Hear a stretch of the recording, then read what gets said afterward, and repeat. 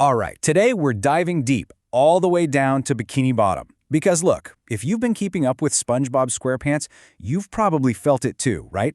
Something's changing. The show's getting weirder, it's getting smarter, and honestly, it's getting super self-aware. So today, we're going to break down 4 huge predictions that could explain exactly where this is all going. And yeah, this quote pretty much nails it. SpongeBob is evolving. It's shifting from this simple, amazing cartoon we all loved into something way more complex. It's getting really lore-driven. It almost feels like this show knows that we, the original audience, grew up and that we're ready for bigger, weirder stories. So let's follow that idea and jump into 4 wild, lore-heavy predictions about what's coming. Okay, first up, the timeline paradox. We're talking about cracking the quantum mechanics of Bikini Bottom. And believe me, this isn't just some casual fan theory. This one suggests that the actual, literal reality of the SpongeBob universe is, well, starting to break apart. So, let's be clear. We are not talking about a simple little cameo here, a quick nod to a spin-off. No, this prediction is about a massive, multi-episode event where the timelines completely collide. An arc where the show's continuity just shatters. Can you imagine the different versions of SpongeBob and Patrick having to face each other? The chaos would be incredible. And this is where the theory gets really, really cool. Think about the different animation styles, right? You've got the classic 2D SpongeBob, the 3D look of Camp Coral, and that totally wild, frenetic style of the Patrick Star Show. What if those aren't just artistic choices? The theory is that they're literal, visual proof of different timelines fracturing. It's like each universe has its own art style. What a brilliant, mind-bending way to explain all the continuity errors the show has, right? All right, so we're going from timeline chaos to something a little closer to home.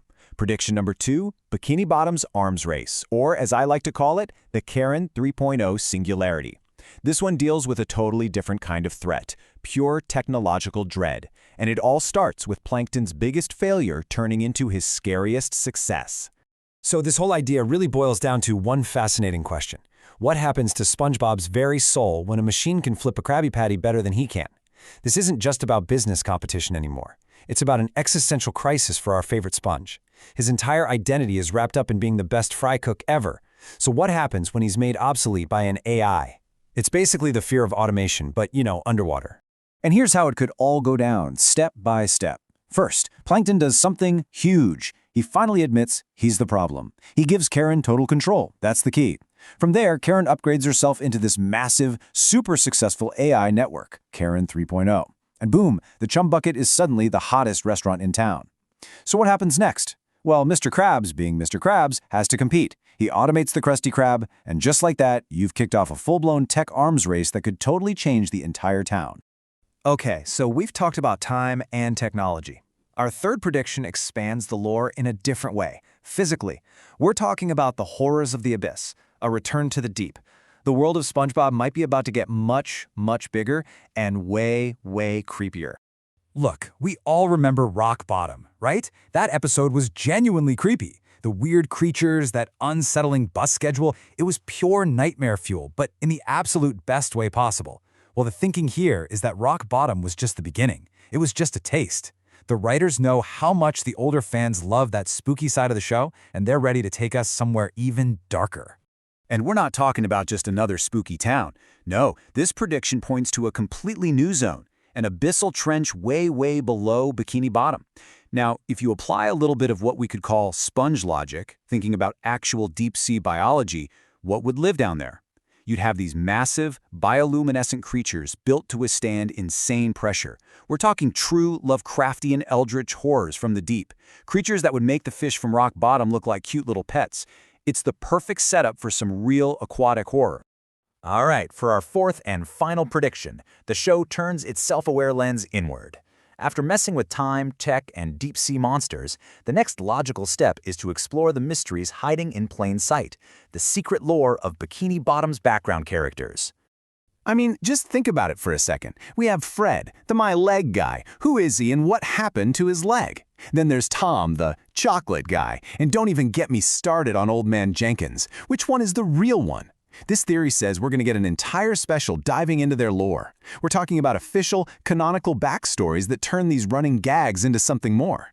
What if they're all sleeper agents? What if Fred's leg is a tragic war injury? Maybe the chocolate guy is part of some secret society. The possibilities are just amazing. So, what does it all mean? We've talked about broken timelines, scary AI, deep-sea monsters, and secret agent background fish.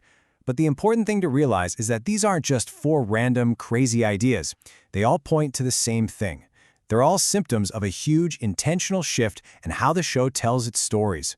And you can actually see this evolution. The show started out with these perfect, simple gags in the early years.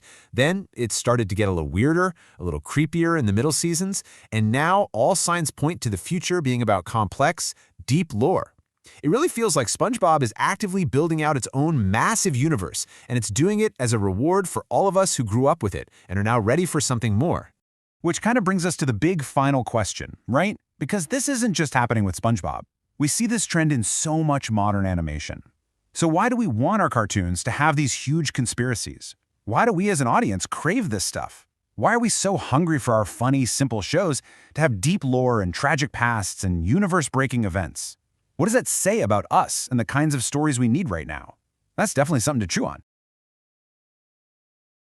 For 25 years, we have watched a simple, absorbent organism quietly consume the boundaries of its reality. During its first 2 decades on television, life in Bikini Bottom followed a strict, episodic, reset-to-zero formula, where every plot resolved itself cleanly by the end credits. Recent seasons have dismantled that isolation. The show now integrates heavy self-awareness and complex lore expansions from spin-off series directly into the main narrative. This creates structural tension. The internal logic of the universe is cracking under the weight of its own continuity, leaving casual viewers entirely unprepared for what comes next.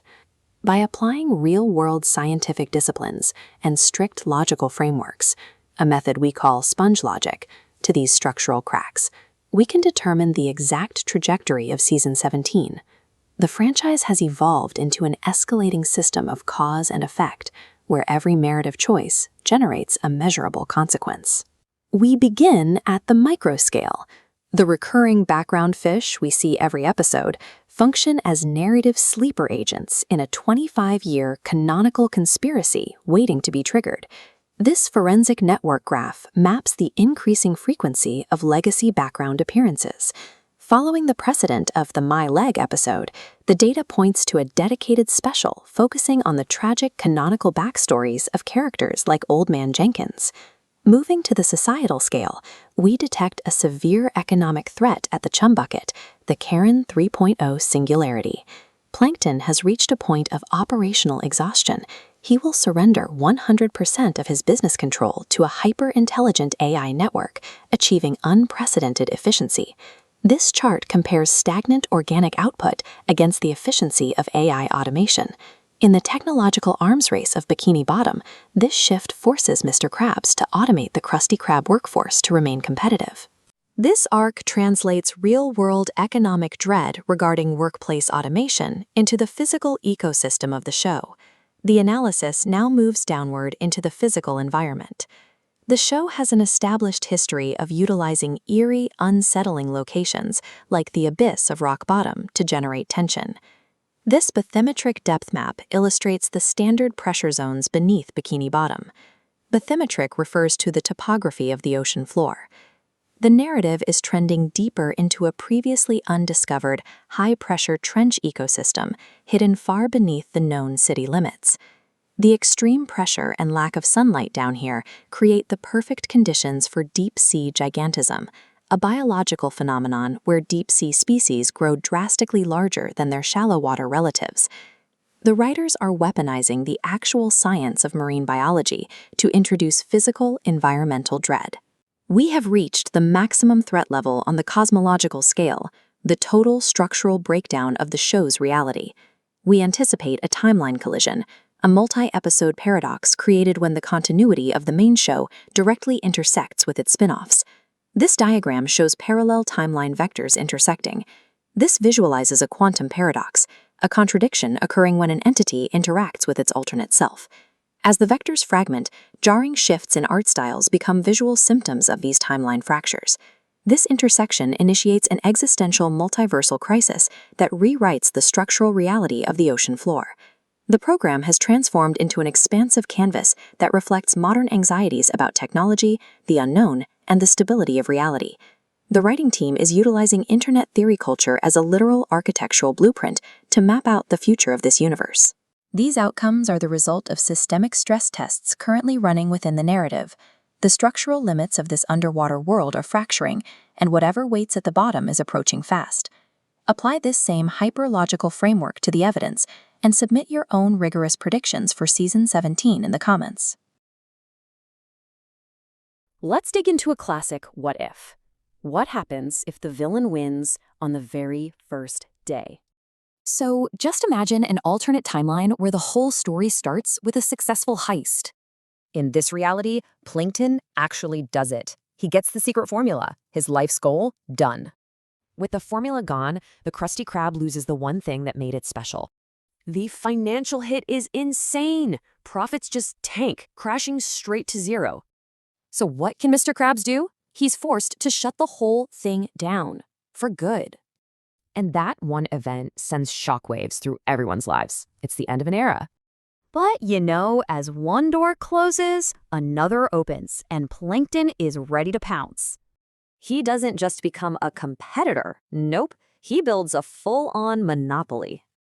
And look how fast it happens. Within a single year, he completely dominates the market. Now, if you want fast food in Bikini Bottom, you have exactly one choice. And we're not just talking about a menu change. This changes everything about the town. Just look at the difference here. Life before and life after. It's completely night and day.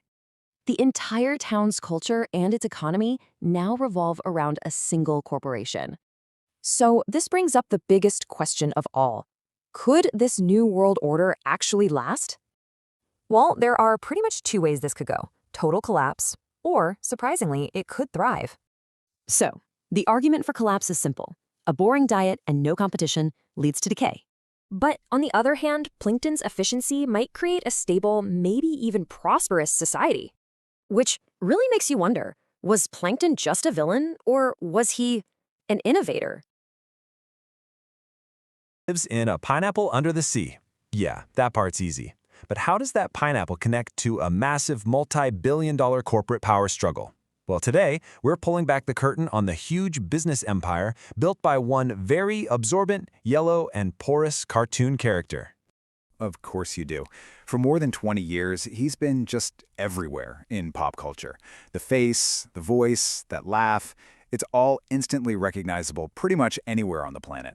Because you see, behind the Krusty Krab and the jellyfish fields, there's this incredibly complex corporate machine. And it's making these really calculated moves in one of the most competitive industries in the world. And that is the real story we're diving into. It's a story all about the streaming wars, high-stakes Wall Street deals, and the absolutely unbelievable value of a character who, at the end of the day, just wants to make the perfect Krabby Patty. So, to really understand the business side of things, we have to start where it all begins, with the content itself. Because this franchise, it isn't just surviving, it is absolutely thriving. Just look at this. The pipeline coming out of Bikini Bottom is completely packed. There's a fourth movie, Search for SquarePants, that's going to hit theaters and then land on streaming not long after. And that's not all. The main show itself has been renewed all the way through its 17th season, which keeps it on the air well into 2026. This is not a franchise that's winding down. It is a content engine just firing on all cylinders. So how do they keep this machine running, nonstop? Well, it's not just about coming up with creative ideas. It's about an industrial-level process that's designed to make sure there's always something new right around the corner. Okay, this is where we get a peek behind the curtain of TV production. What you and I see as, say, Season 16 and Season 17, well, they were actually ordered together way back in September of 2023. It was all one giant production block. They make this huge batch of episodes all at once. And then they just split it in two. There's an industry term for it, seasonal bifurcation. And it's a really clever strategy. It lets the network constantly promote a new season of SpongeBob, keeping the franchise feeling fresh in our minds, even if the episodes were actually made years ago. It's basically a content factory. Now, this whole production strategy starts to make a lot more sense when you zoom out and look at the bigger picture. Because the studio that makes SpongeBob, it's just one tiny part of a much, much larger media empire that's facing some enormous pressure. SpongeBob's corporate parent is Paramount Global. And when I say parent, I mean a legacy giant that owns everything from CBS News and MTV to Paramount Pictures, the studio behind Mission Impossible. And what's really crucial here is that they are fighting for their life in the streaming wars with their big service, Paramount Plus. I mean, they're pulling in massive revenue. We're talking over $7 billion in a single quarter. But that number, as big as it is, really doesn't tell the whole story. The company was also dealing with a ton of debt and just fierce competition, especially in that direct-to-consumer streaming space. And in that fight, one of the most important metrics is subscribers. They've built up this streaming service with nearly 78 million of them. Now, that's a huge audience for sure, but growing it and actually making money from it, that is the central challenge for every single media company today. And that challenge, it led to one of the biggest media stories of the year. A super high-stakes merger that was designed to completely reshape the company from the ground up. So on one side of this deal, you have Paramount, right? The old-school giant with this massive library of iconic characters and shows. And on the other side, you've got Skydance Media, the newer, leaner production house behind some of today's biggest blockbusters. The whole idea was to combine that classic IP with a modern production powerhouse. And man, this deal moved at lightning speed.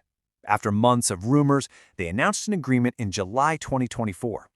By early 2025, regulators in the US and Europe had given it the green light, and then boom, just a few months later in August, it was a done deal. A new media giant was born. So, the price tag for this massive corporate makeover? A staggering $8 billion. This wasn't just some small adjustment. It was a fundamental bet on the entire future of entertainment. Now, the deal itself was pretty complicated, but it really boils down to this. Skydance basically took control of Paramount, and in doing so, they injected $1.5 billion of fresh cash into the company. And that money was for two really critical things: paying down debt and investing in new content. Okay, so where does our pal SpongeBob fit into this multi-billion-dollar game of corporate chess? The answer is pretty much everywhere. In this new, super competitive world, reliable, beloved characters are no longer just for entertainment. They are vital corporate assets.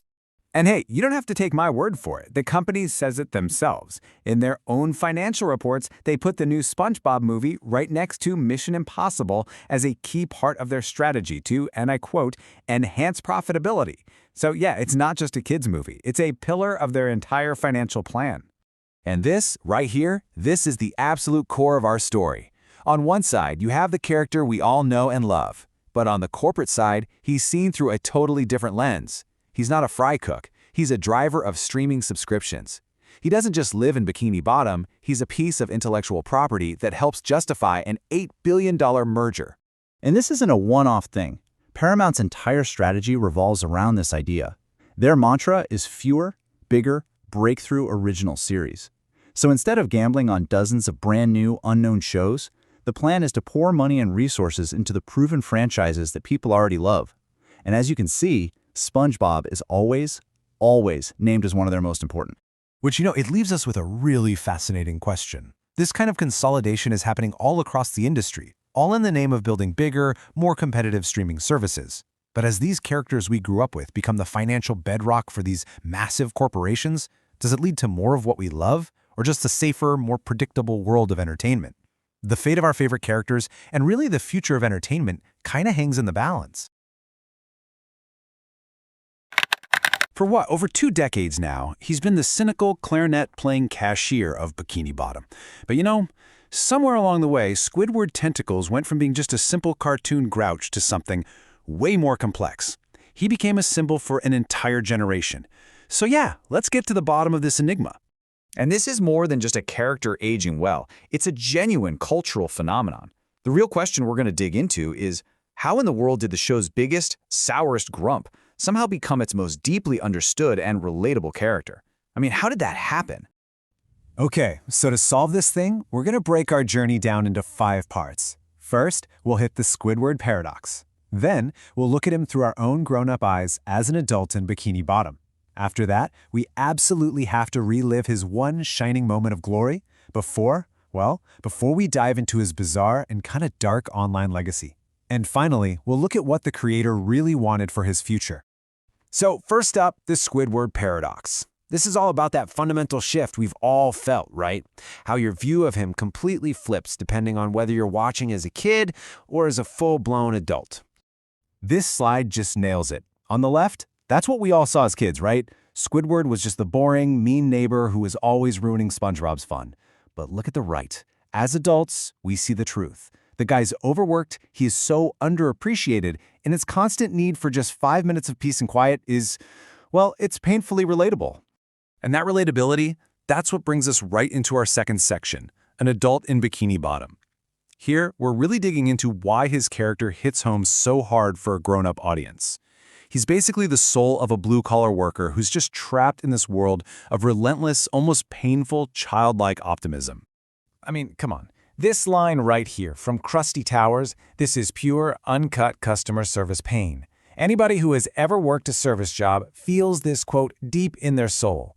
It's the mantra of the totally defeated employee, and it just perfectly captures the kind of nonsense he has to put up with just to get a paycheck. And then you get these little flashes of his brilliantly dry observational wit. This line's from the Band Geeks episode, and it's a moment of cynical genius you just totally miss as a kid. But as an adult who's had to sit through a few too many pointless meetings, yeah, this observation feels like a universal truth. So here's the bottom line. Squidward embodies the core struggles of being an adult. He's dealing with ennui, that feeling of a just dull, unfulfilled life. He's constantly facing these deep insecurities about his art. He's stuck in a ridiculous workplace, chasing a dream against all odds, and all he really wants is a little peace and quiet. He's not just a cartoon, he's a mirror. Which brings us to what is maybe the single greatest moment in SpongeBob history, and for sure Squidward's defining one. Section 3, 11 Minutes of Victory.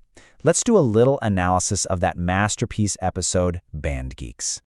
The way this episode is billed is just comedic perfection. It kicks off with that challenge from his arrogant rival Squilliam. Then we get the absolute chaos of the rehearsal. I mean, from Patrick asking if mayonnaise is an instrument to Plankton's tiny harmonica solo. It all leads to the brink of total, crushing failure. A huge fight breaks out and Squidward just walks away, completely defeated. But then SpongeBob steps in. And that performance of Sweet Victory at the Bubble Bowl? Oh, it's so much more than just a funny ending. It's this moment of pure, unfiltered triumph. For the whole episode, we watch Squidward just suffer. And we get it. We relate to that struggle. And then in one glorious 80s power ballad moment, he wins. It's a story of success and sweet, sweet liberation, and it just gives every overworked, underappreciated adult watching a massive dose of catharsis. But that deep relatability, that connection we have to his suffering, it took a very, very different turn online. This brings us to a much darker, much stranger chapter in his legacy. Let's talk about Section 4, the Internet's dark icon. So to really get this, you need to know what a creepypasta is. Basically, they're internet urban legends. And one of the most popular kinds is the lost episode story, where somebody claims they saw some disturbing, unaired episode of a beloved kids show. And, you could argue, the most famous of all of them is the one known as Squidward's suicide, or sometimes you'll see it called Red Mist. It's a fan-written story that took all of Squidward's misery to its most extreme, horrifying conclusion. So the story goes something like this. A supposed Nickelodeon intern gets their hands on a tape labeled Squidward's Suicide. They watch it, and it shows Squidward getting booed at a concert, but the audience has these hyper-realistic blood-red eyes. Then it cuts to him just sobbing in his room, and the audio is said to sound disturbingly real. Then, a deep, disembodied voice just says, "Do it." The story ends with Squidward taking his own life. It's incredibly dark, but it taps into that same core of existential dread that makes his character so relatable to begin with. Now here's where it gets really wild. This urban legend got so huge that the actual show gave it a little nod. In the episode, SpongeBob and Random Land, a door flashes open for just a split second, and you see this distorted, red-eyed Squidward, a direct reference to the creepypasta. The legend had officially come full circle. All right, so all of this brings us to our final section, and a big debate over Squidward's future and what his creator really intended. Section 5, a legacy, not a spin-off, where we're going to set the record straight on one of the fandom's biggest arguments. So, after creator Steven Hellenberg sadly passed away in 2018, Nickelodeon announced new spin-offs, and this sparked a huge debate. A lot of fans pointed to a 2009 interview where Hillenberg said, quote, "I don't see any spin-offs," and they took that as a sacred rule. But, the real story is a little more complicated than that. Executive producer Vincent Waller actually clarified this whole thing directly. As he pointed out, saying you don't see something happening is really different from saying you would never do it. Waller reminded everyone that Hillenberg didn't want to do a movie at first either, but he ended up being involved in 3 of them. So this idea of a strict, unbreakable rule against spin-offs, it was really just a fan misinterpretation.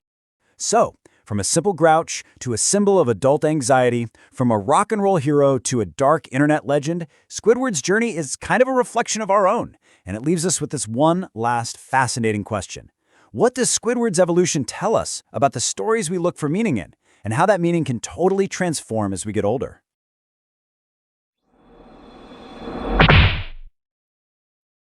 Underneath the waves of the Pacific Ocean lies Bikini Bottom, a vibrant metropolis anchored by its most hyperactive, goal-oriented citizen, SpongeBob SquarePants. He serves as the central cultural icon of his marine universe. But let's run a thought experiment. What happens to this ecosystem if we remove its famously lazy, seemingly useless resident?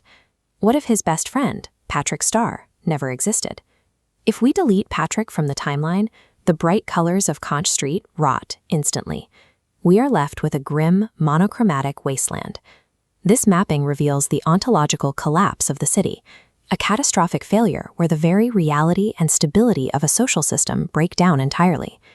As the blueprint shows, SpongeBob's universe is a fragile system balancing on a single load-bearing node labeled Patrick Star.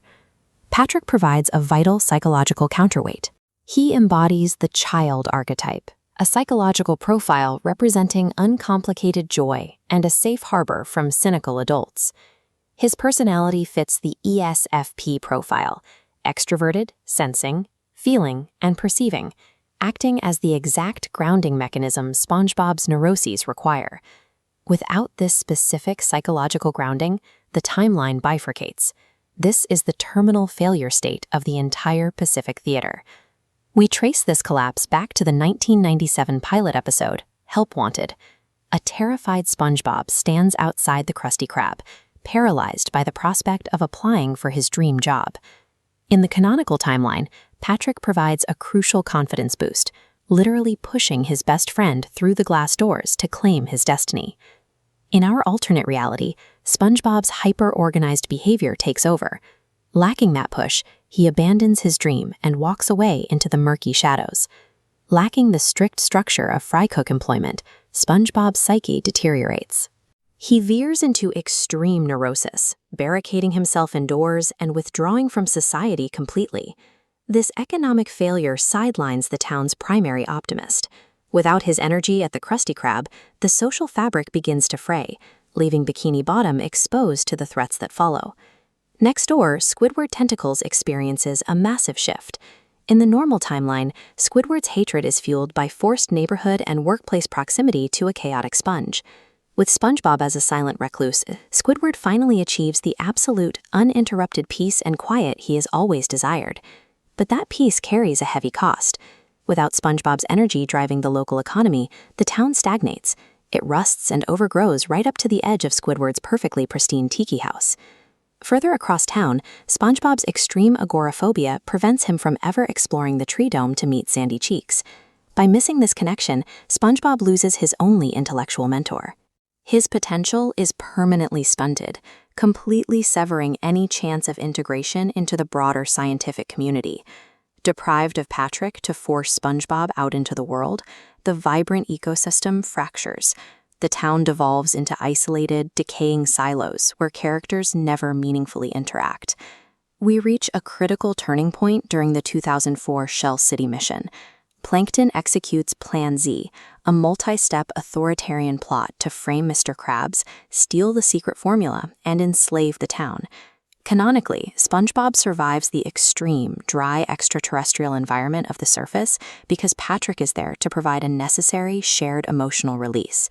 Here, we reach the terminal failure state. Facing the mission alone, SpongeBob cannot survive. Plankton's regime sweeps across Bikini Bottom without its decisive defense mechanism.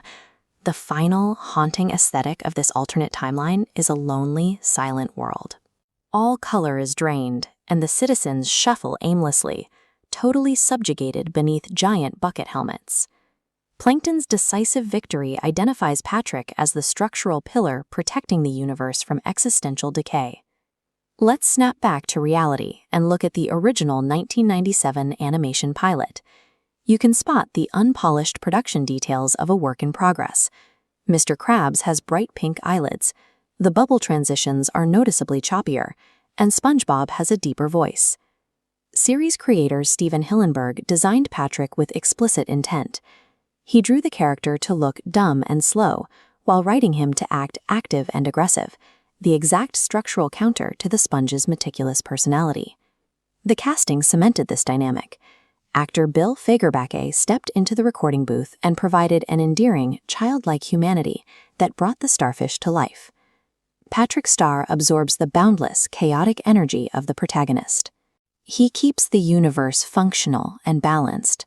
Creative brilliance and stable ecosystems depend on the quiet, structural foundations that prevent central figures from collapsing in on themselves.